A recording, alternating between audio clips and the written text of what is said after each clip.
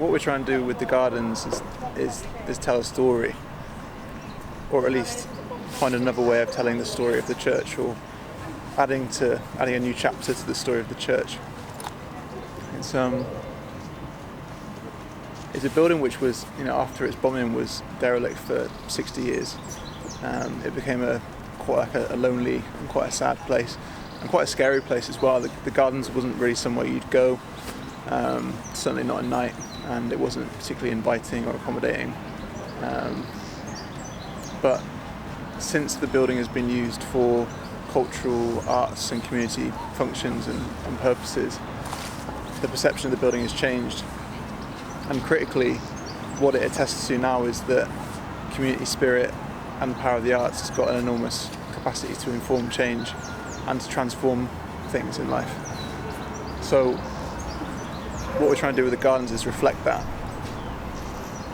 to invite people to participate in something whereby they are furthering that story, making people realise that it's a space which is the city's, is a place for the city, and a place that showcases the city for its visitors as well.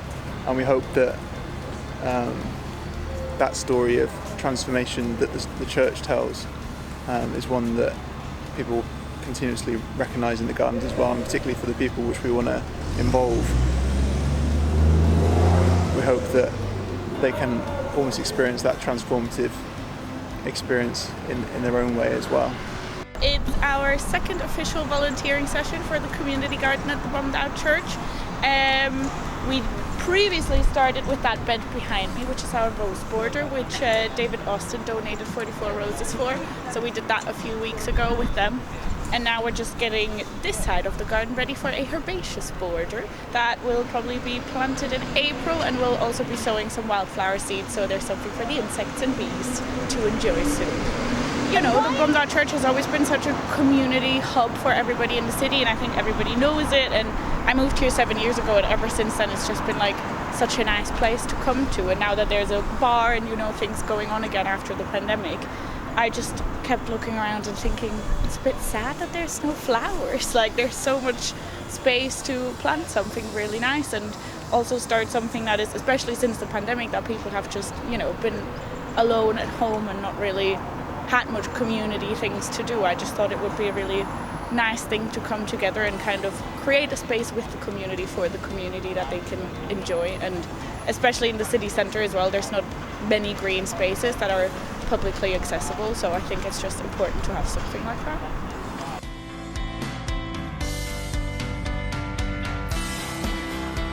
I think nurture is quite a fundamental human thing, and I love growing stuff at home, and the ability to grow stuff with people and learn with people and all of these different things is just something that gardening almost just seems to naturally do. Like, I love gardening with people, and it's always a fun experience, so it's a win-win really.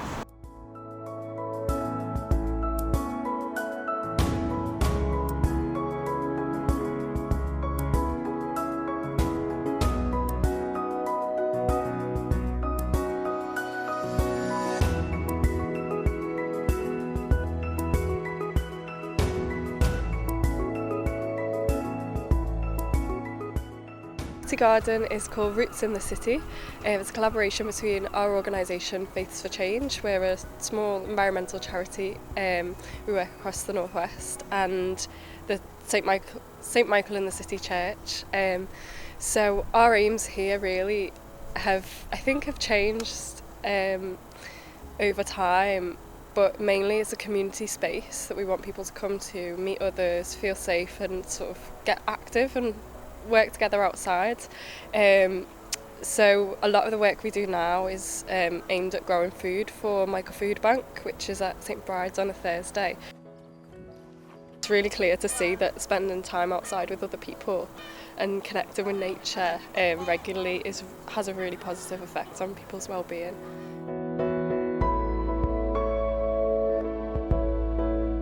Being out in the garden,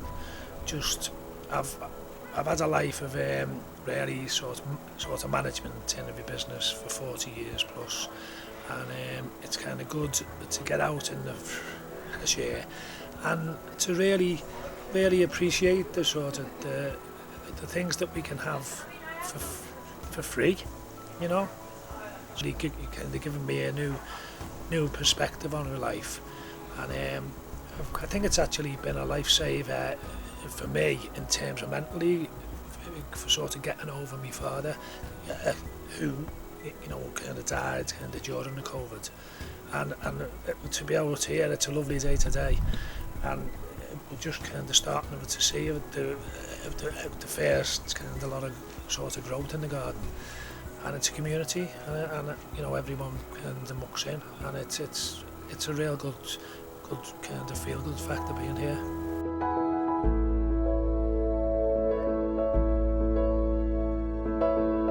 One is very important to grow something and give it away to needy people. So it's very important for me. Is, you know, I like it. I like to make things and give away. You know, yeah. It's like an exercise, and it makes you more healthier. Yeah. Especially the food you grow, you eat it also is very important. You know, a lot of people doesn't know where the food, how it grows. So I think it's very important. Everybody should have to know how the food grow, you know. Yeah.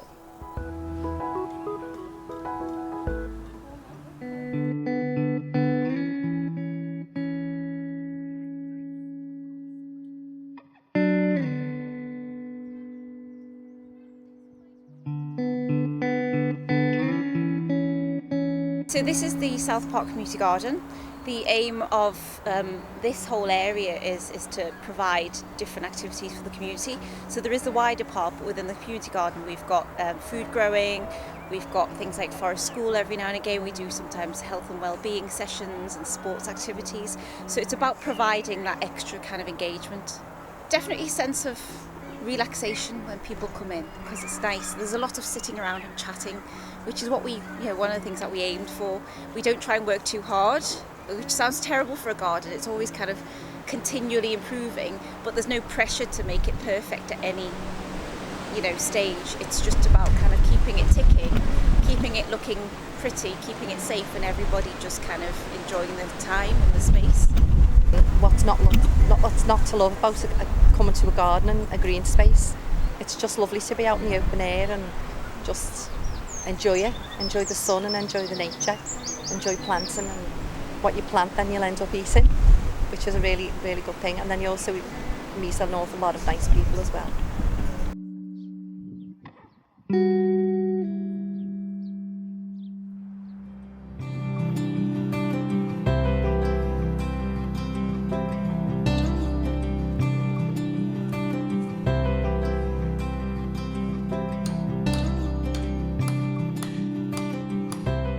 Our community group here at Hope Community Garden is underneath the Natural Health Service. So this is one of our activities which is funded by the lottery, and we work with multiple other funding streams to help and delivery partners such as Nina, who runs this garden, and Jen. But we got in touch with this garden a few years ago where it was just derelict church land, and the community have managed to build it up to what it is now. I think it's crucial that everyone has access to a good quality green space, no matter how big or small it is. I think particularly like community gardens like this where it's in an urban area, it's important to educate people on how to plant fruit and veg and herbs to basically push a more self-sufficient lifestyle.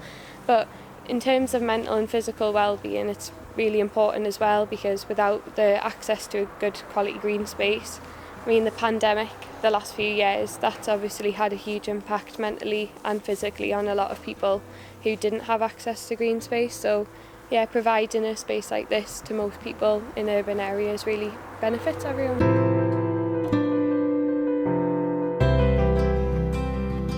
I got ill in 2018. I had the stroke in 2018. So, the bottom falls out of your world, and you don't know what to do with yourself and all the rest of it. So I was in the Brain charity one day and I just seen a flyer for community gardens, so I went along to see what it was all about, and it's just since then I just got hooked. But it's just therapy, organic therapy it is, you know, and that's some, you know, I don't get here every week, but I try to get most weeks. Sometimes I don't feel too good, so I don't make it.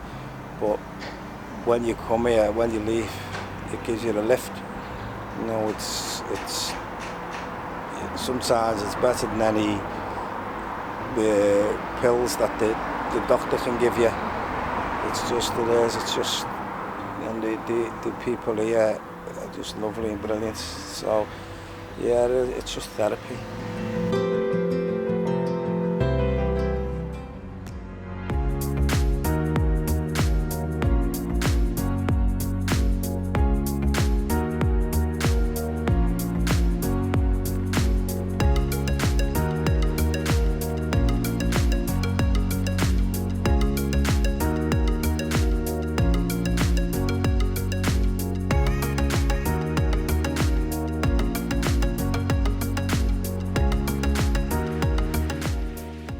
Our mission is to grow food that's good for people in ways that are good for the planet. So we're a hydroponic farm. That means we don't use soil. We recirculate nutrients and water through our system. That means we don't have any runoff. All the nutrients are kept recirculating through. And also because we're growing in a secure location, we don't have to worry about pests, so we don't have to use any pesticides. So we use less water and less fertiliser than traditional farms. There's quite a lot of benefits, I feel, to growing this way, having a lot of social impact. So where we're based in the Baltic Triangle is right next to a community, LA, Toxteth. So Toxteth is one of the most deprived areas in England. There's really issues with access to sort of fresh food, healthy food. We call it food desert. So we grow a lot of food here, but we also donate a lot of our greens that are grown to local community groups, charities, food banks, so we feel we can have a lot of impact that way. Also growing in cities means that we can show people what a working farm looks like, get people more reconnected with food. So we do projects with community growing, and we sort of get people involved, and they can sort of learn and get more interaction with how things are grown. From there they can understand what the challenges are for producing enough food to feed all the people we're going to have. So we think current world population is about 7-8 billion, and that's going to go between 9 and 11 billion by the year 2050. Also, a lot of those people are going to move from the countryside into cities. So if we're growing fresh, nutritious food in the cities, and it stays in the cities, we can distribute it to where it's needed.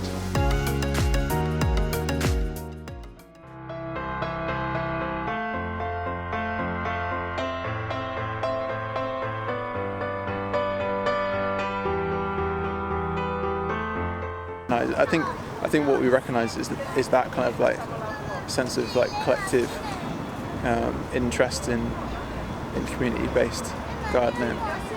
Having recognised that there's lots of places that are setting that precedent across the city, it's really exciting to join that process. And we really hope that it becomes like an increasingly collaborative project for the whole city. You know what I mean? For all these gardens to be bouncing off one another and spreading that message.